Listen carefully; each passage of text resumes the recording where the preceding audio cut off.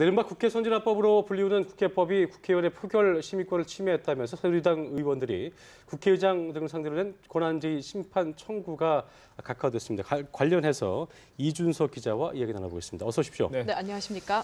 자, 현재 상황이 지금 어떻게 현재가 판결을 내리긴 했습니다. 국회 선진화법 권한쟁의 심판에 대해서 일단 각하를 했는데 지금까지 들어온 상황을 좀 정리해 주시죠. 네, 지금 뭐 앵커가 말씀하신 것처럼 현재 2시부터 선고가 시작됐는데 먼저 오늘 국회 선진화법 관련 안건은 총 2개 건이 있습니다. 먼저 지금 소개된 게 권한쟁의 청구에 대해서는 각하 결정을 내렸습니다.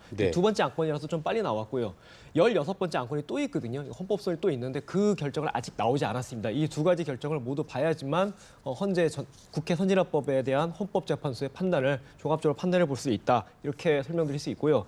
먼저 발표가 된 권한쟁의 청구 같은 경우는 이게 바로 가장 논란이 됐던 새누리당 의원 19명이 낸 것인데 국회의장 간의 권한쟁의 사건입니다. 그 국회 선진화법, 소위 국회법 개정안 때문에 어떤 지금 동물국회는 막았지만 오히려 식물국회가 됐다. 몸싸움은 없어졌지만 오히려 법안 처리가 지지부진하다. 이런 내용들이 많이 있었는데 이와 관련해서 이제 정의와 의장이 국회의원의 심의 표결권을 침해했다. 이것이 바로 새누리당 여당 의원들의 주장입니다. 이에 대해서 여당 의원들이 헌법재판소에 소송을 냈고 이에 대해서 각하 결정을 내린 겁니다. 따라서 어떻게 보면은 국회의장의 직권상정 거부, 국회 선진화법에 나와 있는 국회의장의 직권상정 거부가 국회의원들의 권한, 입법 권한을 침해하는 것이 아니다라고 그렇게 해석을 했다고 볼 수 있고요. 좀 더 나아가자면 국회 선진화법 조항을 헌법재판소가 사실상 인정한 거다 이렇게 해석할 수도 있습니다. 어떻게 보면 소송을 냈던 새누리당 입장에서는 조금 명예를 구기게 됐다, 얼굴을 구기게 됐다 이렇게 체면을 구기게 됐다 이렇게 볼 수도 있고요. 헌법재판관 전원 일치 의견으로 청구 자체가 부적합하다 이렇게 해서 각하 결정을 내렸습니다. 어떻게 보면 일단은 국회 선진화법의 지난 19대 국회에서 국회 선진화법이 유지돼야 한다고 주장해왔던 야권의 입장이 조금 더 반영됐다, 이렇게 해석할 수 있을 것 같습니다. 네, 헌재의 두 번째 결정은 아직 지켜봐야 될 것 같고요. 저희가 첫 번째 결정에 대해서 계속해서 이야기를 해보겠습니다. 사실 인용이냐 기각이냐 이런 식의 이야기들, 전망들이 많았었는데 각하 결정이 나왔습니다. 이게 아예 절차 자체에 어긋난다 이런 뜻이라고 볼 수 있겠죠? 네, 각하라고 하면 일단은 이 사안 자체가 우리가 판단할 이 소송의 대상이 안 된다라고 일단 판단을 한 거죠. 따라서 아까 말씀드린 것처럼 새누리당 의원들이 소송을 내긴 했지만 이 부분은 이 자체가 어떤 의원들의 권한을 침해하는 사건이 아니다라고 판단하에서 소송의 대상이 아니다라고 각하 결정된 것으로 볼 수 있겠습니다. 네, 사실 입법기관이 사법기관에 이게 질문을 했다는 것 자체도 문제가 될 요지가 많았던 것 같아요. 어떻게 보십니까?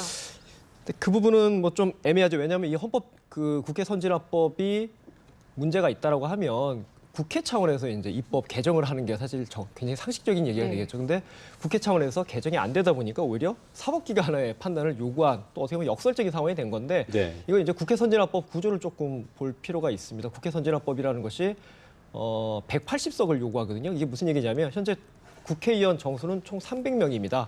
보통 상식적으로는 저희가 다수결의 원칙에 의해서 150명을 넘으면은 어떤 모든 법안이든 처리할 수 있게 되는 게 정상인데 국회 선진화법은 그 기준을 180석으로 좀 높여놨습니다.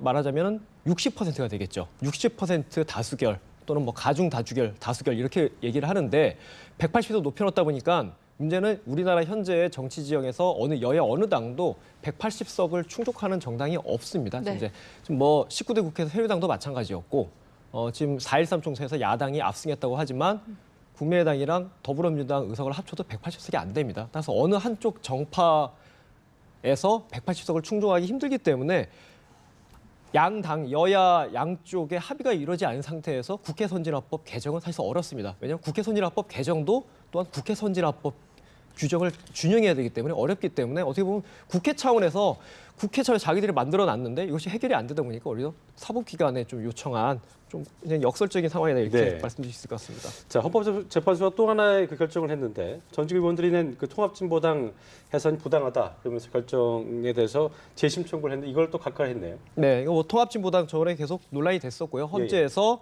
정당 해산하라 이런 결정을 내려가지고 지금 통진당이 사라졌고 이제 19대 국회 20대 총선에서 사실 통진당이 없었는데 그에 대해서 이제 이 그런 판단 자체가 부당하다라고 된 것입니다. 그에 대해서 역시나 이건 각하 결정을 내렸기 때문에 이 부분 또한 통진당 관련된 논란에 대해서 이미 논란이 사실 정리가 된 상황인데 다시 한번 재확인했다 이렇게 의미를 부여할 수 있을 것 같습니다. 네, 지금까지 정치부 이준석 기자와 함께했습니다. 고맙습니다. 감사합니다.